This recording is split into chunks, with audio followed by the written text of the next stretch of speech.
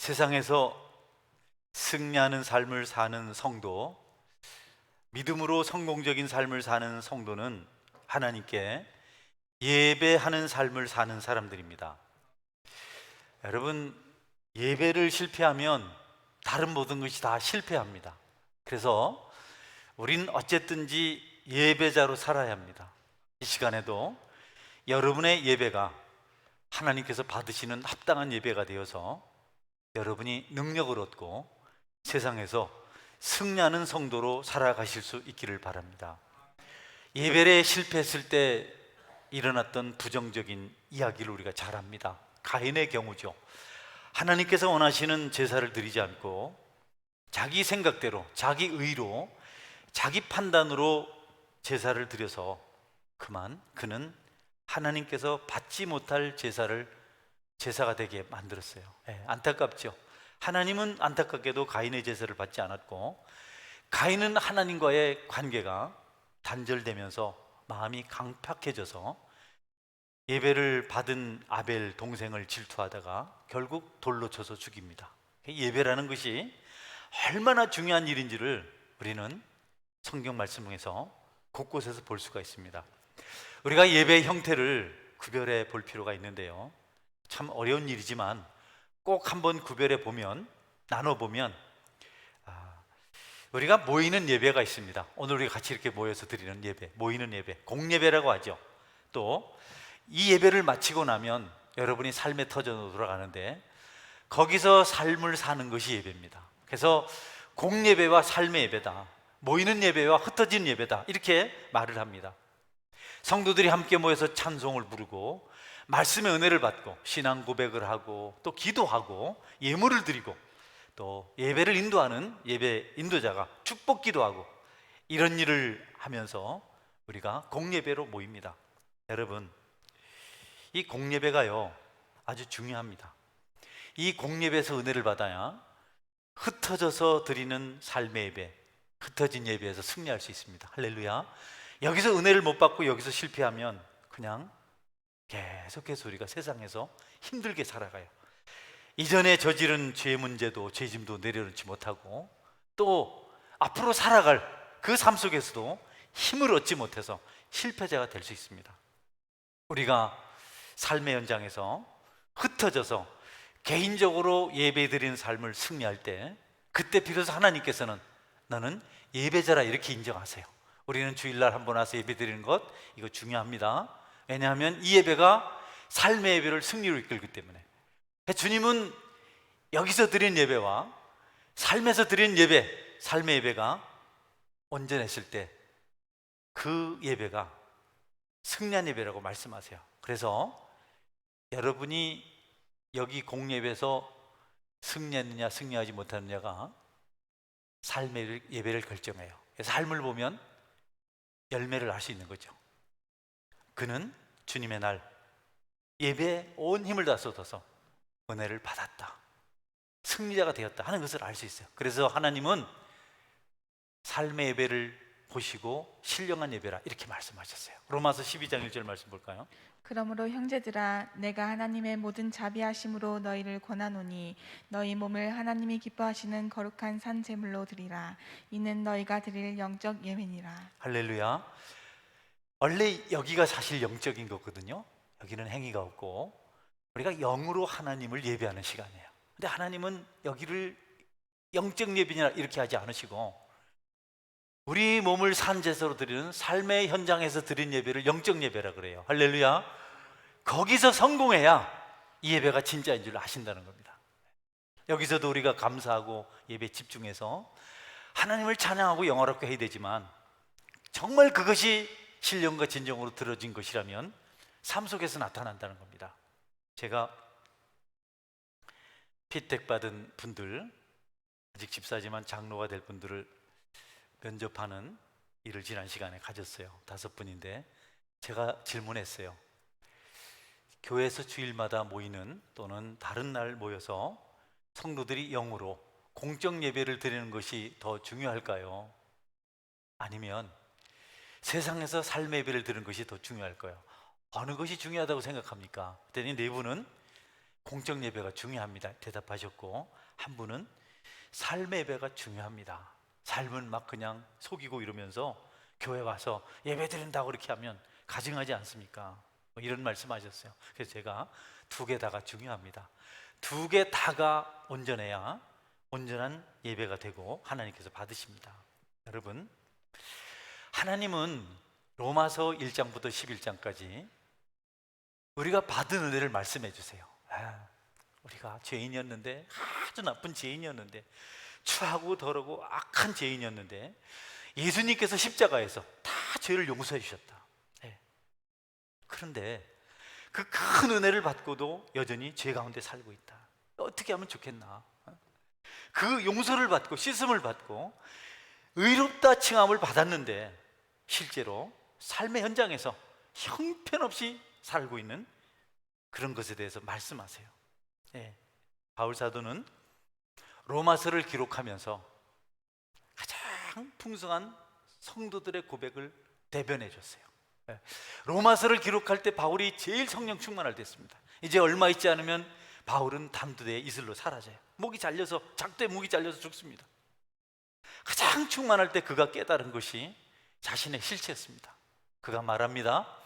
나는 마음속으로는 착하게 선하게 살고 싶은데 실제로 삶이 그렇지 않다. 그래서 마음은 원하는데 나는 삶이 그렇지 못하다. 나는 곤고한 사람이다. 이렇게 고백을 했어요. 바울이 그랬어요. 바울이. 우리야 말할 것도 없죠. 우리야 뭐 이런 고민이나 합니까? 어디 이런 애통함이나 있습니까? 그냥 막 살잖아요. 우리는 두껍잖아요. 바울이 너무 자신이 싫었어요. 나는 왜 이럴까? 주님을 위해서 인생을 바친 그가 그렇게 고백을 했는데요. 그 고백하는 말씀이 로마서 7장 21절 이하에 나와 있는데요. 한번 볼까요? 그러므로 내가 한 법을 깨달았노니 곧 선을 행하기 위하여 원하는 나에게 악이 함께 있는 것이로다. 내 속사람은 하나님의 법을 즐거워하되 내 지체 속에서 한 다른 법이 내 마음의 법과 싸워 내 지체 속에 있는 죄의 법으로 나를 사로잡는 것을 보는도다. 오라, 나는 곤고한 사람이로다. 이 사망의 몸에서 누가 나를 건져내랴. 아멘. 바울은 죽을 지경이에요. 다른 사람에게 예수님 믿으세요, 천국 가야 됩니다, 이렇게 복음을 전하고 성령의 경험도 하고 세 번째 안을 천국도 갔다 왔는데 그런 엄청난 남단을 받았는데 삶에 괴리가 있는 겁니다. 하나님이 속사람에게 삶에 대해서 말씀해 주셨는데 겉사람은 그 말씀하신 것에 합당하지 못한 거예요. 너무너무 괴로운 겁니다. 나는 곤고하다. 여러분, 바울처럼은 아니지만 우리가 죄를 지면 곤고하잖아요. 다투고 나면, 실수하고 나면 많이 마음이 힘들잖아요. 아멘. 죄를 한 번도 안 지은 사람들처럼. 바울이 그랬어요. 바울이. 그런데요, 바울이 또 놀라운 고백을 합니다. 우리 25절 말씀 볼까요? 우리 주 예수 그리스도로 말미암아 하나님께 감사하리로다. 그런즉 내 자신이 마음으로는 하나님의 법을, 육신으로는 죄의 법을 섬기노라. 네, 중요해요. 너무너무 힘들다. 난 자격 없다. 나는 정말 죽을 죄인이다. 이렇게 곤고하게 있었는데 주님의 은혜가 생각이 났어요. 그 모든 죄를 십자가에 짊어지고 죽으신 주님, 그분을 생각할 때 감사가 나왔어요. 우리 주 예수 그리스도 말미암아 하나님께 감사하리로다. 여러분에게도 힘들고 어렵고 곤고하다가도 주님을 생각하면서 감사할 수 있는 은혜가 있기를 제 이름으로 축원합니다. 그 뒤에 말씀이 더 참 감사하고 기뻐요. 그런즉 내 자신이 마음으로는 하나님의 법을, 육신으로는 죄의 법을 섬기노라. 자기를 그냥 인정했어요. 나는 이런 사람이구나. 내 마음으로는 하나님의 법을 섬기지만 육신으로는 죄의 법을 섬기는구나. 육체를 가지고 세상을 살아가는 동안 나는 어쩔 수 없이 약할 수밖에 없구나. 오직 의인은 믿음으로 말미암아 살리람과 같으니라. 여러분, 은혜로 십자가로 믿음으로 살아가시기를 주의 이름으로 축원합니다. 자기 의로 살아가면 곤란해요. 자기가 조금 똑똑하면 남을 무시합니다. 자기가 좀 착하게 살아면 그렇지 못한 사람을 비방해요. 자기가 좀 실패하고 또 자기가 잘못 살면 갑자기 우울해져 가지고 비굴해져요. 그러나 믿음으로 사는 사람은 승리할 때도 동일하게, 실패해서 동일하게 하나님께 감사하며 살아갈 수 있습니다. 그래서 여러분, 살다가 죄를 짓잖아요. 나만 짓나요? 네, 실패했어도 여러분은 하나님을 만나는 예배를 소중히 여기시길 바랍니다. 죄 지었다고 막 교회 가기 싫다 하고 나는 안 된다 하고 자조하고 그래서 예배를 소홀히 하고 게으르고 한 번 빠지고 두 번 빠지고 에이 내가 이 좋네 이렇게 사니까 그래서는 안 돼요. 그는 회개하고 다시 나와서 예배를 드리고 주의를 지키라는 이 말은 예배를 드리란 말입니다. 여러분이 일주일에 한 번 드리는 이 공예배가 엄청 중요합니다. 여기서 주님의 음성을 들어야 되고 여기서 주님을 만나야 되는데 일이 이루어지지 않으면 지나온 세월도 돌이킬 방법이 없고 또 앞날도 보증을 받을 수가 없어요. 우리는요, 우리가 뭘 하지 않아요. 우리 주님을 만나야 됩니다. 주님 없으면 아무것도 할 수 없는 사람입니다. 여러분에게 예배를 통해서 은혜 받고 세상을 살아가는 능력이 있기를 주의 이름으로 축원합니다. 우리가 무슨 힘이 있다고 우리 재주로 살겠어요? 어디 가든지 예배를 중요해요. 예배만 드리면 뭐하노? 이렇게 해요. 그래도 예배 드려야 됩니다. 근데 교회 와가노? 똑같은데 바쁘기도 않았는데 그래도 예배 오세요. 믿음은 들음에서 나며 들음은 그리스도의 말씀으로 말미암습니다. 예배 나와야 듣고 회개할 기회도 생기고 변화 역사도 일어나죠. 예배 없으면 말씀 없으면 감동 없으면 모일 때 임하시는 성령의 역사가 없으면 우리는 소망이 없어요. 누가 우리에게 하나님 말씀을 들려주고 하나님 우리를 어떻게 만나시겠어요? 그러니까 여러분 예배에 나오는 것이 안 나오는 것보다 천배만 배 좋다. 아멘. 네. 여러분 성도는요 예배를 드려야 됩니다. 그러니까 예배 오는 사람들 술 마시고 왔네, 와서 잠자네, 어제 밤에 술집에 있는 거 내가 봤네 이런 말 하지 마세요. 여러분 술 마셔서 오시기 바랍니다. 아멘. 안 하시네. 술 안 드시나? 뭐 좀 문제 있어도 교회를 와야죠. 와서 예배를 드려야 해결이 되죠. 바리새인들이 자기 의를 내세웠어요. 십자가 없었어요 그들에게는. 그래서 바리새인들은 남을 비판했어요. 얼마나 열심히 했는지 모릅니다.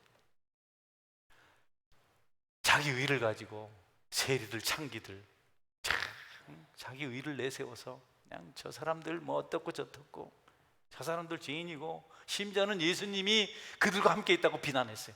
왜 죄인들과 함께 하는가? 우리도 예배 드리러 온 사람에 대해서 이러니 저러니 말하는 것은 바리새인과 같은 겁니다. 주님이 부르셔서 나왔지요. 그 사람도 부끄러움을 모르겠어요. 자기 죄를 모르겠어요.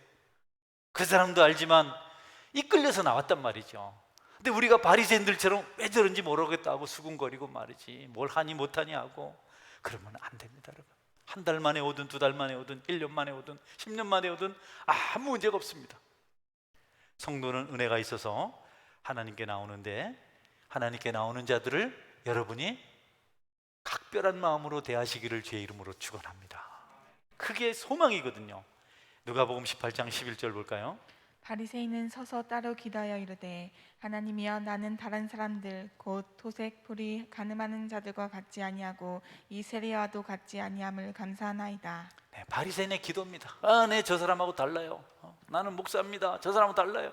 그 천한 것들 왜 이래 수준이 낮아? 여러분 그러면 안 돼요. 어떤 사람이 박사고 돈 많고 이런 사람 오니까 대어를 낚았다 했다 그래요. 그런 말이 어디 있어요 여러분?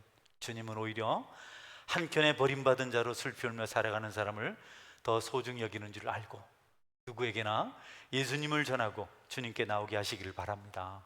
예수님은 의인을 부르러 오고 하시고 죄인을 부르러 왔다 그러겠어요. 여러분 교회에서 특별하다고 자기들끼리 이런 거 만들지 말아요.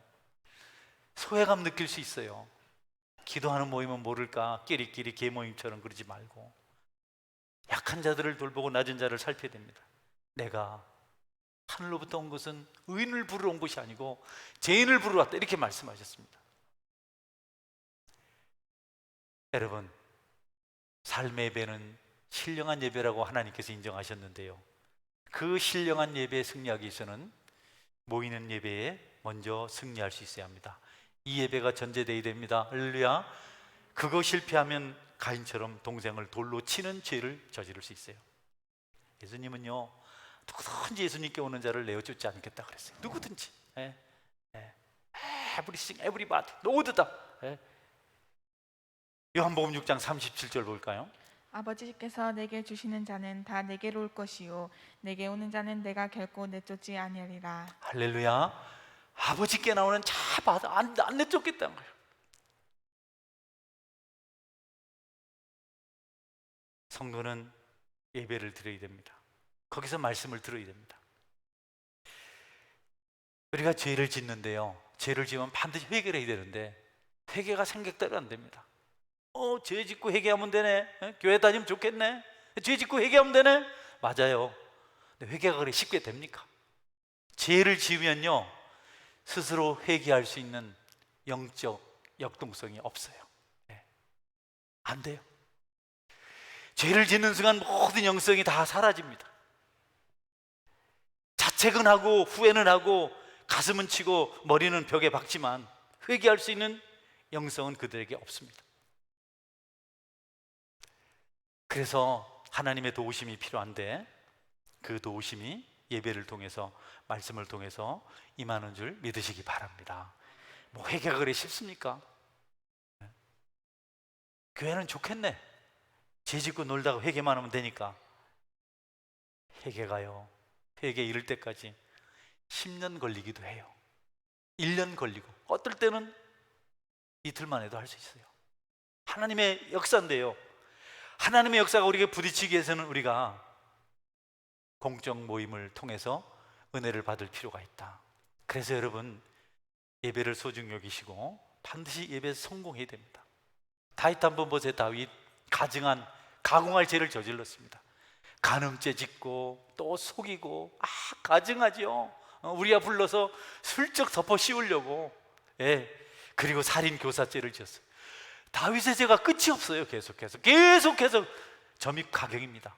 그런데 하나님께서 그 다윗에게 나단 선지자를 보냈습니다. 나단 선지자가 다윗에게 하나님 말씀을 전할 때 여러분 다윗이 말씀을 듣고 통렬히 회개하게 됩니다. 할렐루야. 눈물로 침상을 띄웠다. 눈물을 하도 많이 흘려서, 회개 눈물 많이 흘려서 다윗의 방에서 침대가 둥둥 떠다녔다, 이렇게 표현합니다. 내 눈물이 주야로 내 음식이 됩니다. 그는 밥을 먹을 수가 없고 물을 마실 수가 없었어요. 눈물만 나왔어요. 예, 말씀을 듣는 순간 한순간에 바뀌었어요. 여러분에게도 듣는 은혜가 있기를 축원합니다.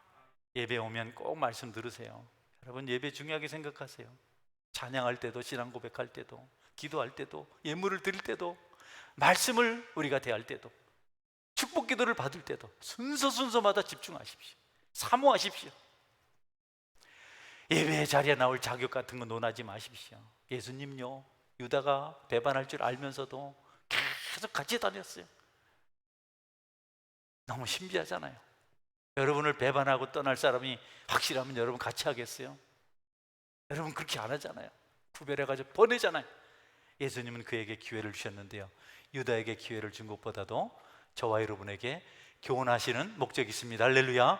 예수님이 가룟 유다를 버리지 않고 끝까지 데리고 다녔으므로 우리도 우리 마음에 들지 않고 배반자처럼 여겨지는 자일지라도 끝까지 동행하는 삶을 살아야 된다. 지나가던 나그네, 흉악한 강도, 평생 우상 섬긴 자, 사기꾼, 비열한 자, 가난한 자, 부자, 건강한 자, 병든 자, 지식인, 무지한 사람, 죄인, 의인 다 예배 자리에 나와서 예배드리고 은혜 받고 변화되어야 합니다. 우리도 그래서 변화되어서 예수님의 백성, 하나님의 백성이 된 겁니다. 저도 늦게 예수님 믿었는데요, 예수님 믿기 전에 죄가 죄인지 모르고 짓고 살았습니다. 그땐 고민도 안 했습니다. 그걸 커리어로 경력으로 생각했어요. 자랑거리로 생각했어요. 싸워서 이겼다, 멋졌다. 예. 여러분 잔칠나날도 예배하시기를 바랍니다. 명절에도 예배 드리시기를 바랍니다. 아무리 바빠도, 너무 한가해도 또 예배 안 나온 사람이 있습니다. 악하고 취해도, 잘나도 못나도 다 예배자가 되어야 됩니다.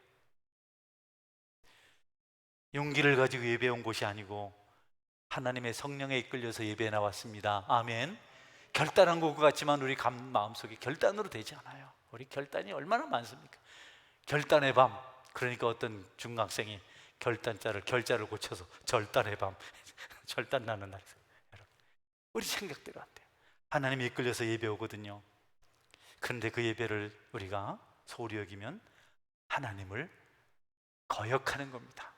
예배 자리에 나온 사람을 불편하게 하는 것은 마찬가지로 하나님을 슬프게 하는 겁니다. 성도는 예배에 나와야 돼요. 어젯밤에 술독에 빠졌다가 나왔어도 예배 와야 됩니다. 할렐루야.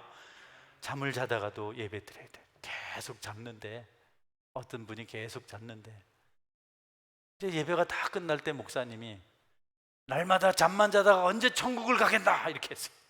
그 소리 듣고 그 사람이 예수 믿고 천국 간 줄 믿으시기 바랍니다.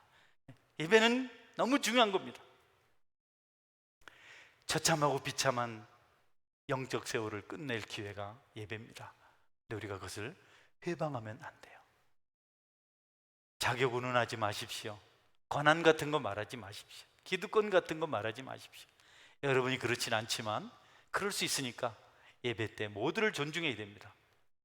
주님은 성도들이 모인 곳을 제일 좋아하십니다.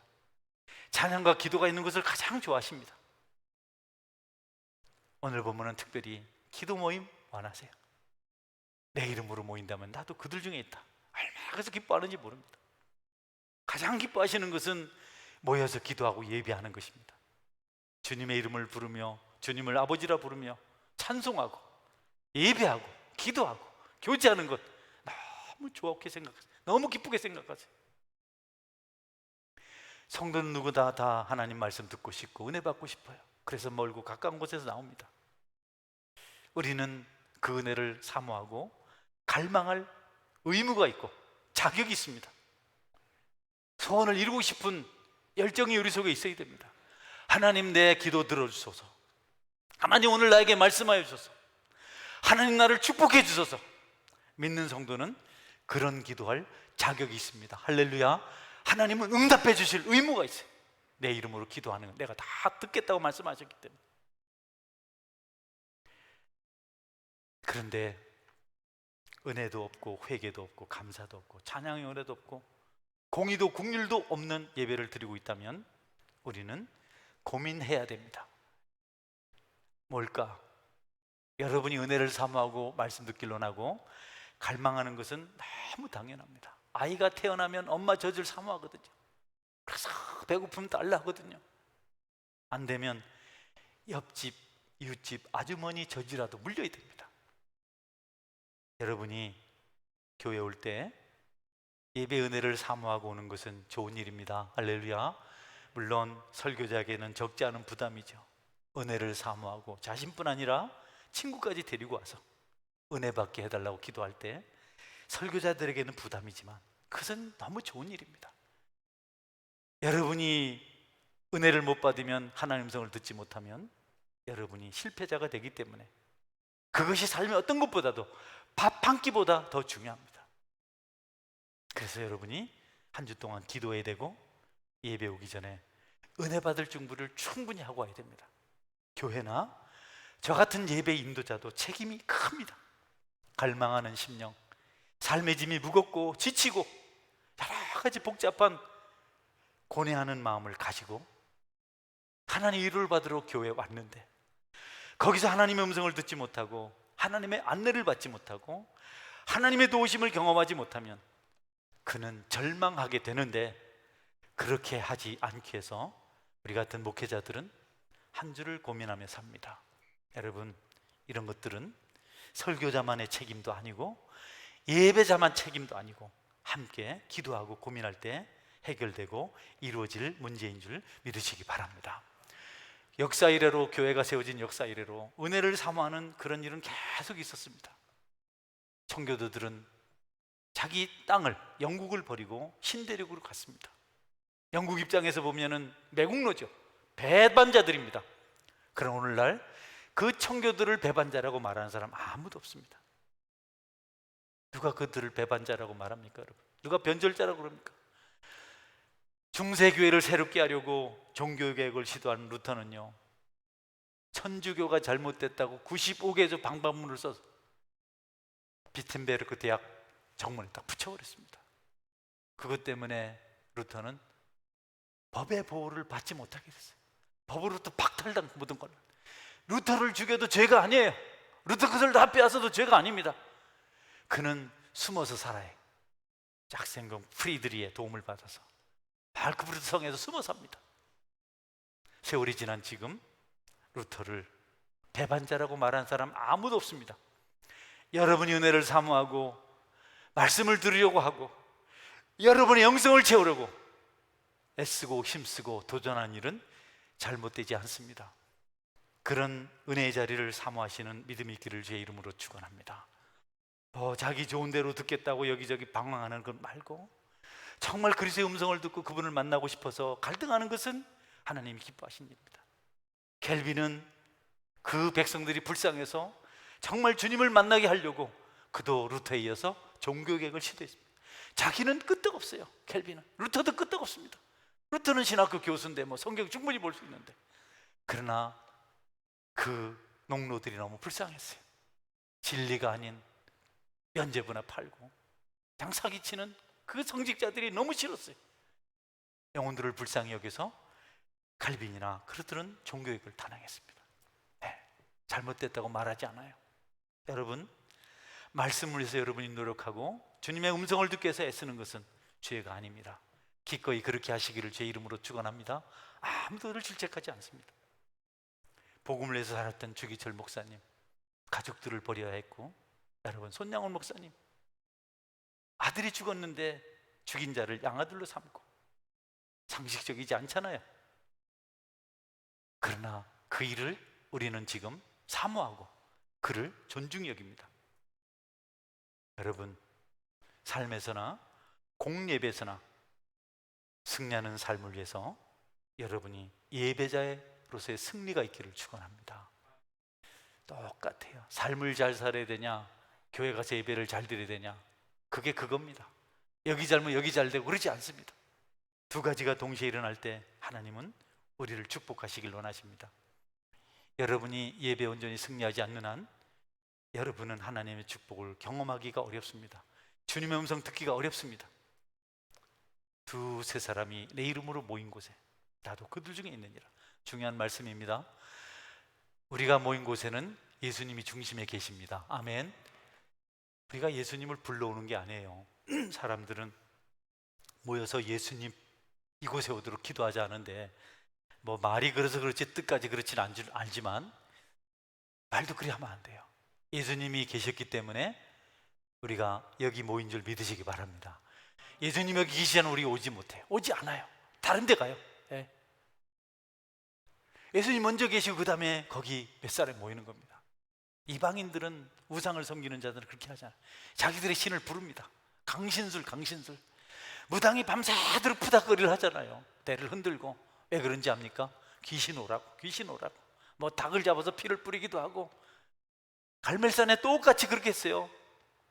우상의 선지자들이 똑같이 그렇게 했습니다.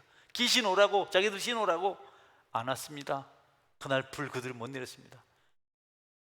엘리야는 자기와 함께하는 하나님 앞에 간절히 기도했습니다. 그는 소리칠 필요 없었어요. 그는 무슨 액션을 취할 필요가 없었어요. 자기 속에 있는, 자기 마음에 있는 그분을 가까이 하고 싶어서 머리를 얼마나 숙였는지 숙여보니까 가슴 가까이 간 것이 아니고 무릎에 가서 머리가 머문 겁니다. 여러분, 여러분에게 이미 함께 하신 그분을 인정하고 존중하고 그분의 이름을 부를 때 그분께서 들으시는 줄 믿으시기 바랍니다. 도 닦으러 갈 필요 없어요. 자기 마음을 다스리겠다고 그렇게 그 몇 마디 말에 그렇게 넘어갈 필요 없어요.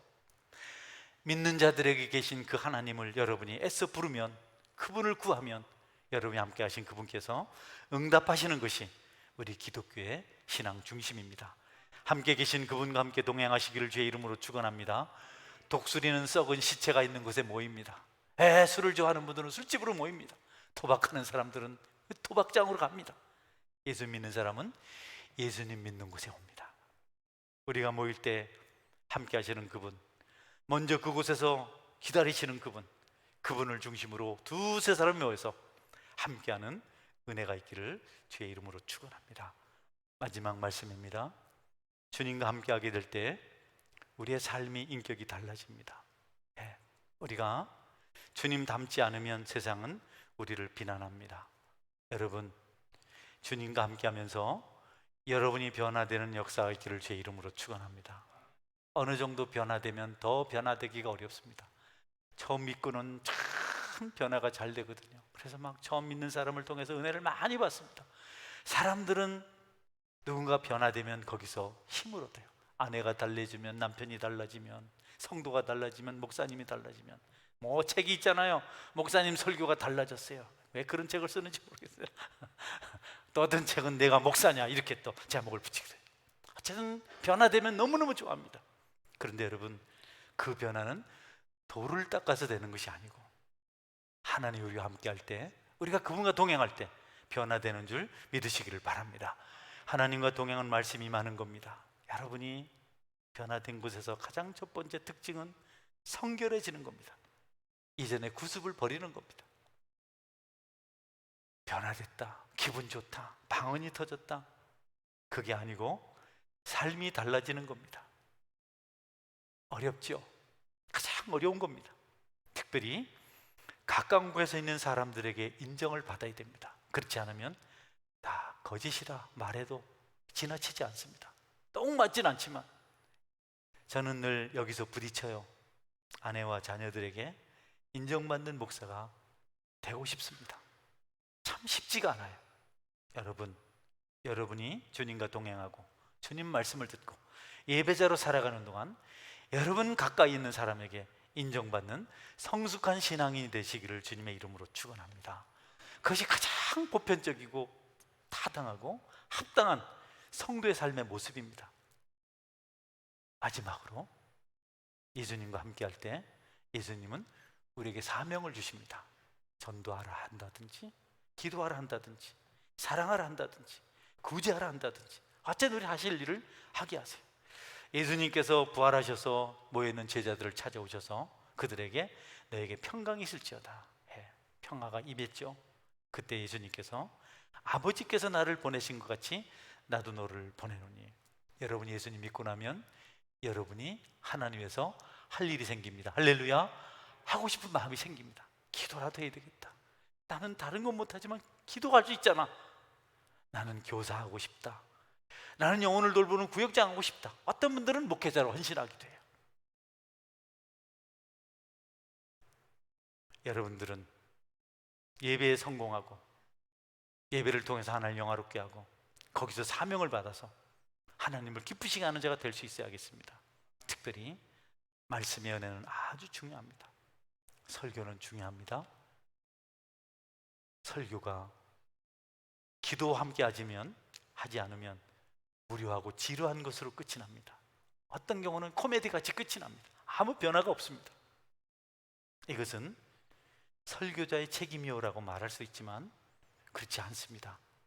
여러분, 설교자와 회중은 함께 말씀을 사모하고 예배를 사모하며 기도해야 합니다. 할렐루야. 말씀이 말씀되도록 기도해야 합니다. 성경을 읽는 것조차도, 봉독하는 것조차도 저는 기도하면서 합니다. 교동문을 읽는 것조차도 저는 기도하면서 준비합니다. 그냥 여러분 앞에 와서 국어책을 읽지 않습니다.